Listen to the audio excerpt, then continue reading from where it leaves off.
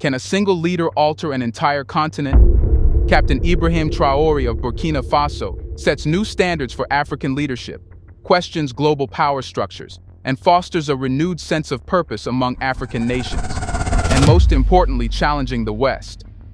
But what did he do that impacted the West directly? Let's find out.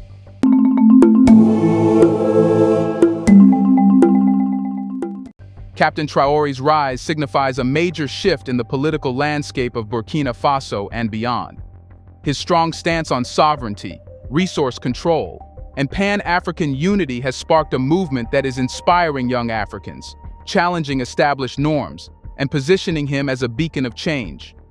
Traore's approach counters years of dependency and foreign influence, and he's determined to replace them with a spirit of independence and regional collaboration.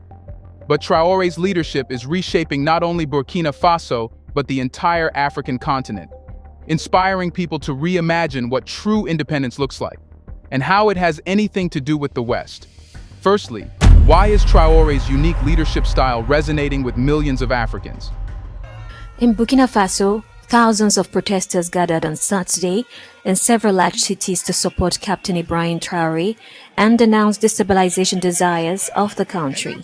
Thursday, during a televised interview, Captain Traore denounced the actions of a coalition against Burkina Faso, claiming to have turned to strategic allies such as Russia and Turkey.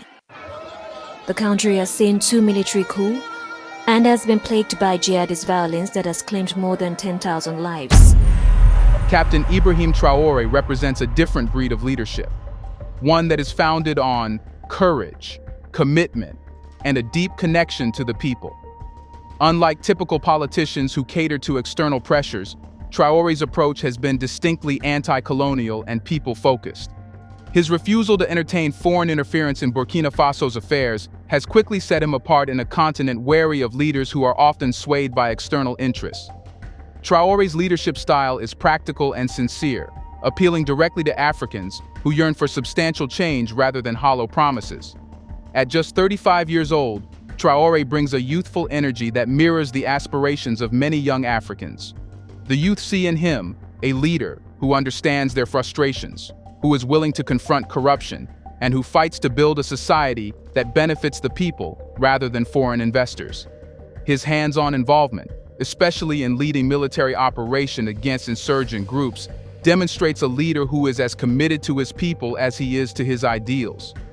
Traore doesn't merely talk about reforms, he enacts them, illustrating a model of leadership that is both action-oriented and grounded in the realities of the African context. In Burkina Faso, his bold moves have redefined governance. By directly tackling issues of corruption and prioritizing security, he's providing a sense of safety and stability to a nation plagued by threats. His anti-corruption measures, aimed at dismantling exploitative systems, resonate with people who have long endured the economic hardships brought on by greedy officials and exploitative systems.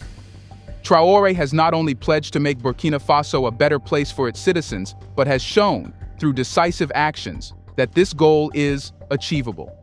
Traore's influence is reaching far beyond Burkina Faso. His leadership style, centered on African self-determination, is inspiring leaders and citizens across the continent to reimagine what their governments can achieve. In an era where many African nations are still struggling to shake off the lingering impacts of colonialism and neo-colonialism, Traore's stance on sovereignty and resource control sends a clear message: Africa must build itself, by itself, for itself. Traore's vision doesn't stop at the borders of Burkina Faso. His stance on Pan-African unity and self-reliance speaks to a broader continental movement. But can his vision of solidarity truly reshape Africa? Here's a reminder to please like and share the video and subscribe to our channel to watch more videos on Black culture, history, civilization, and identity. Let's continue now. Traore's Pan-African approach signals a profound shift in Africa's self-perception. By emphasizing unity, he's calling for a collective strength among African nations that can counterbalance external pressures and reduce dependency on former colonial powers. His vision is simple, yet powerful. African countries should work together, not in competition, to uplift the entire continent. For Traore, this unity is not just a symbolic gesture, but a practical strategy to address common issues such as security, economic dependence, and cultural erosion. Traore advocates for shared economic goals, encouraging African nations to establish a cooperative framework that benefits their collective interests. In practice, this means prioritizing trade within the continent, fostering mutual support during economic crises, and creating Pan-African initiatives that reduce reliance on foreign assistance. Traore's approach is a direct response to the long-standing economic challenges faced by African countries, which have often been divided by borders drawn during colonial times and subjected to exploitative trade agreements that favor the wealthier nations. A united Africa, as Traore envisions, would have the leverage to negotiate from a position of strength on the global stage. His call for unity echoes the sentiments of a new generation that is increasingly frustrated with foreign interference and is eager to see Africa control its destiny. By fostering a spirit of solidarity, Traore is inspiring countries to look past their challenges and see the value in a collective African identity. Culturally, Traore's Pan-African stance aims to reclaim African heritage and foster a sense of pride in the continent's shared history. This cultural unity is particularly important in countering the Western narratives that often portray Africa as a land of poverty and crisis. Traore's message of unity seeks to redefine Africa's image, not only for the world, but for Africans themselves, encouraging a vision of Africa that is empowered, resilient, and self-sustaining. Young Africans have responded enthusiastically to this vision, seeing in Traore a leader who validates their frustrations and aspirations. Traore's rhetoric resonates deeply with African youth, who increasingly see Pan-Africanism as a practical means of achieving economic stability, social justice, and cultural pride. This generation of Africans is highly connected, technologically savvy, and keenly aware of the inequalities perpetuated by global systems. Traore's message of unity and self-reliance provides a vision that aligns with their desire for a prosperous Africa that can stand on its own. While unity is crucial for Africa's growth, Traore understands that true independence begins with a secure and corruption-free government. You are still clueless as to why it impacts the West. But wait for a while, because without knowing what Traore is doing for Africa, you won't be able to understand the harm he is doing to the West. So, let's come back to the homeland, Burkina Faso. What is Traore doing there? For Traore, the battle for Burkina Faso's future begins with securing its present. In a region often beset by violence and instability, he has prioritized security as the cornerstone of his governance strategy. Unlike other leaders who delegate military responsibilities, Traore has taken a hands-on approach, actively participating in military operations to combat threats. This approach demonstrates his dedication to his people's safety and his resolve to make Burkina Faso a place where citizens can live without fear. Traore's commitment to security is not just about military action. It's about creating a sense of stability and order in a region where these elements have been lacking. Under his leadership, the military is more organized, better equipped, and more motivated to protect Burkina Faso's sovereignty. This focus on security is essential not only for the protection of Burkina Faso, but also as a model for other African nations facing similar threats. His leadership demonstrates that African nations can take control of their security without relying on external forces, which often come with their agendas. Corruption, however, is an equally pressing issue. Traore has confronted this problem head-on, implementing strict anti-corruption measures aimed at dismantling the entrenched systems that have stifled Burkina Faso's economic growth. Corruption is not just an inconvenience, it's a serious barrier to development, diverting resources away from those who need them most. By rooting out corrupt practices within the government and business sectors, Traore is making a bold statement that corruption will no longer be tolerated in Burkina Faso. His anti-corruption efforts go beyond superficial changes. Traore has enacted policies that hold officials accountable, promoting transparency and fostering a culture of honesty and governance. This approach is inspiring confidence among the people of Burkina Faso, who are seeing for the first time in years a government that actively fights for their interests. Traore's focus on accountability, has made corruption an increasingly risky enterprise for those who once thrived on exploiting the system, signaling a shift in Burkina Faso's governance that puts people first. By addressing both security and corruption, Traore is building a foundation of trust and stability, which are essential for any sustainable development. His efforts to combat corruption align with his broader goals of self-reliance and resource sovereignty, as an honest government is more capable of managing resources effectively and equitably. For Burkina Faso, this means an end to the exploitation that has often benefited the few at the expense of the many. But his vision extends further. He's championing an economically independent Africa. How does he approach resource sovereignty? Captain Ibrahim Traore's commitment to resource sovereignty speaks to a broader African need for economic independence. For decades, Africa's natural wealth has been extracted, exported, and exploited by foreign nations, often with minimal benefit to the local population. Traore's stance challenges this legacy, arguing that Africa's resources should be developed by Africans and for Africans. In Burkina Faso, Traore has taken steps to reduce dependency on foreign aid, instead promoting policies that prioritize domestic production and retain wealth within the country. This approach applies particularly to industries like mining, where Burkina Faso's rich reserves of gold and other minerals have historically attracted foreign companies that profit disproportionately. By keeping these resources under local control, Traore envisions an economy where the wealth generated serves the needs of his people rather than padding the profits of distant corporations.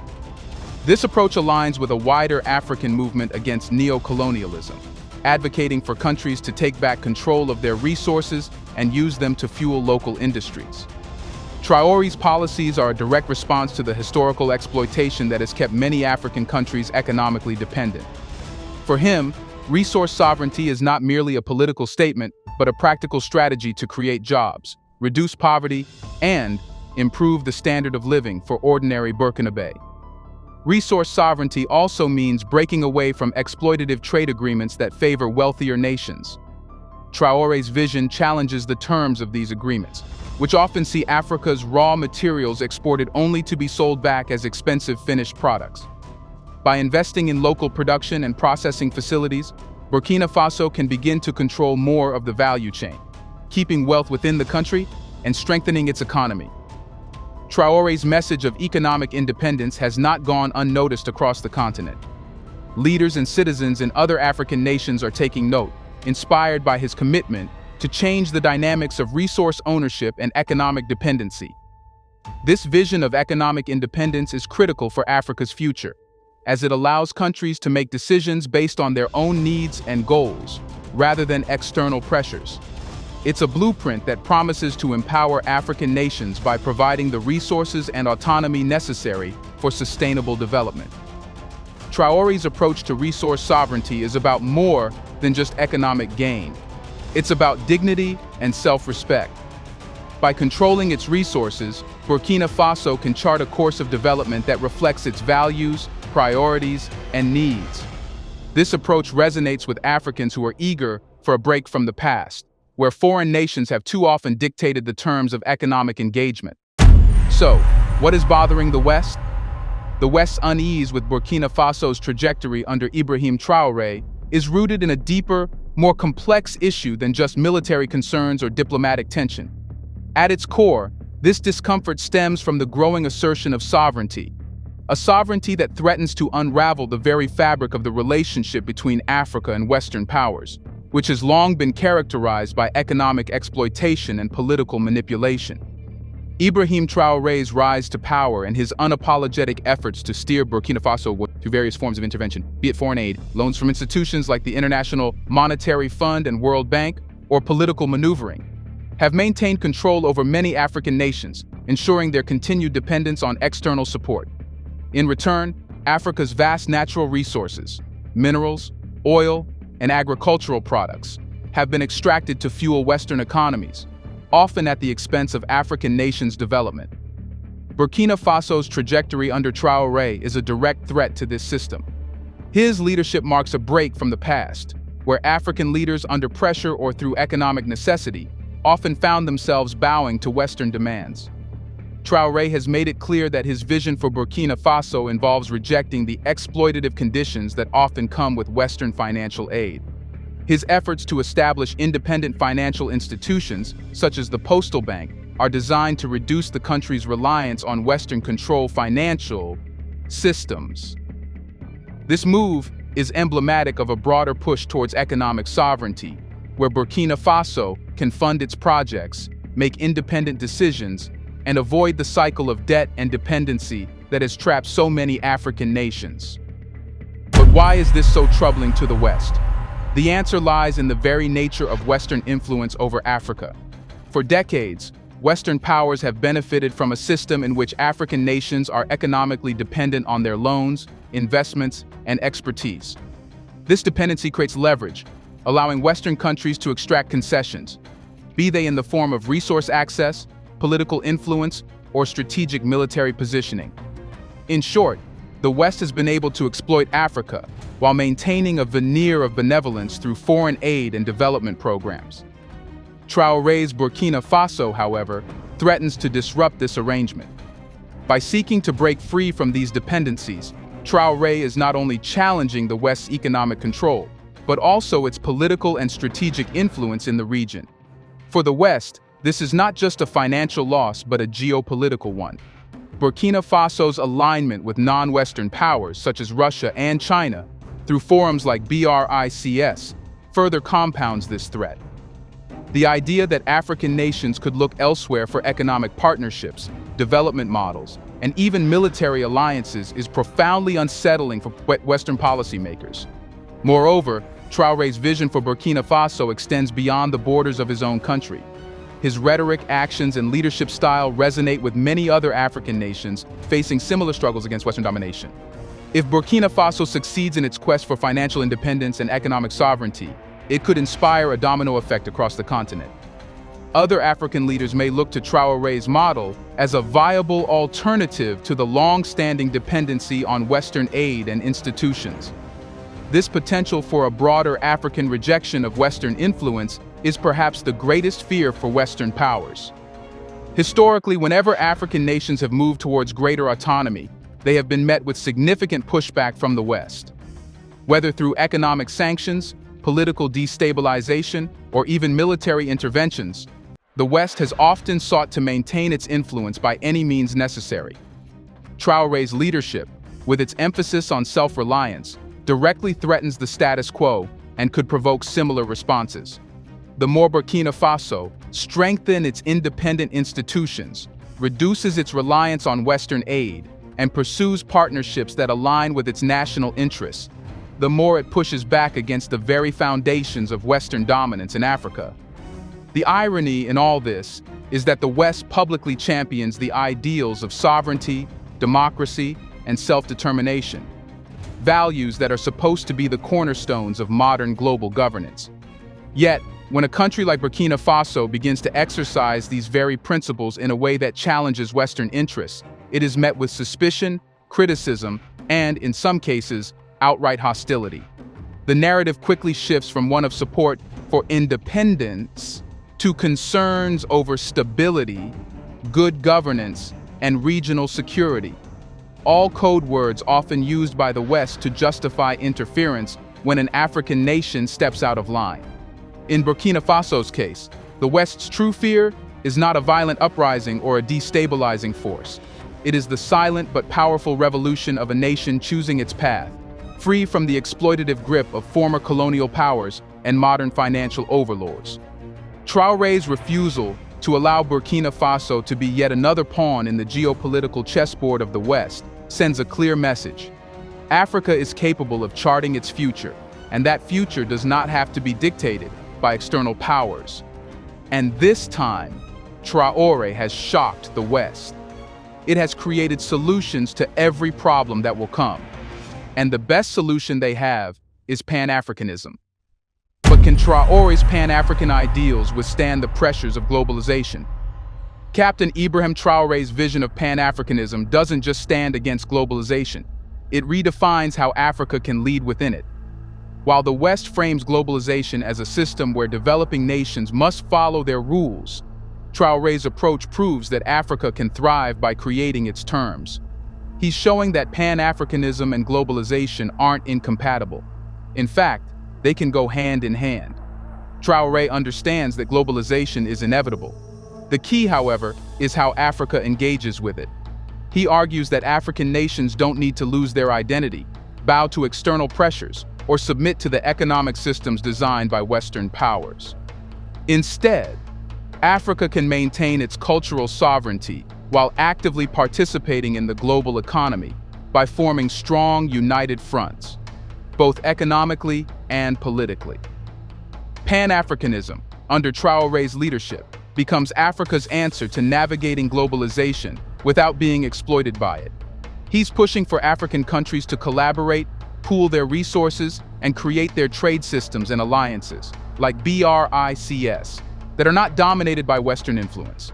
In this way, African countries can leverage globalization to their benefit, negotiating from a position of unity and strength rather than as fragmented nations vulnerable to exploitation. Traore's vision empowers Africa to dictate its role in globalization. He advocates for African nations to prioritize regional trade, develop industries that serve both local and global markets, and harness their natural resources to benefit African economies first. This not only counters the West's exploitative tendencies, but also integrates Africa more deeply into the global economy on fairer terms. Furthermore, Traore's Pan-Africanism isn't just about economic strategies. It's also about creating a global identity for Africa that refuses to be sidelined or diluted. As African nations collaborate and uplift each other, they can present a united cultural and political front on the world stage, ensuring that African voices are not only heard, but respected in global institutions. In Traore's view, globalization doesn't have to mean homogenization. Africa can engage with the global market without sacrificing its unique identity. The continent's rich diversity of cultures, languages, and traditions can become its strength in a globalized world, setting it apart from the West's often bland, uniform approach to globalization. So, Traore's Pan-Africanism proves that globalization and African sovereignty can work together, on Africa's terms. Rather than rejecting globalization outright, Traore is demonstrating how Africa can shape it to benefit its people, ensuring that Africa isn't a pawn in the global game, but a player with real power and influence. His plan isn't just compatible with globalization, it's a blueprint for how Africa can finally break free from Western control and rise as an equal partner in the global economy. Captain Ibrahim Traore's approach to leadership is reshaping the African narrative. His dedication to unity, economic independence, and cultural pride is inspiring millions across the continent. Through his policies, Traore is laying the groundwork for an Africa that values sovereignty, self-reliance, and dignity. As more Africans rally around his vision, Traore's leadership could very well signal the beginning of a new era, one where Africa defines its future by itself and for itself. Do you think Traore has offended the West? What would they do now? Will they try to collaborate? Let us know in the comments section. What reaction are you expecting? Do you want to watch more videos like this one? If so, subscribe to our channel and press the bell icon next to it. We have decided to bring videos on something nobody talks about: the Black culture, civilization, history, and evidence about how glorious Blacks have been. Thanks for watching, and until the next video, stay tuned.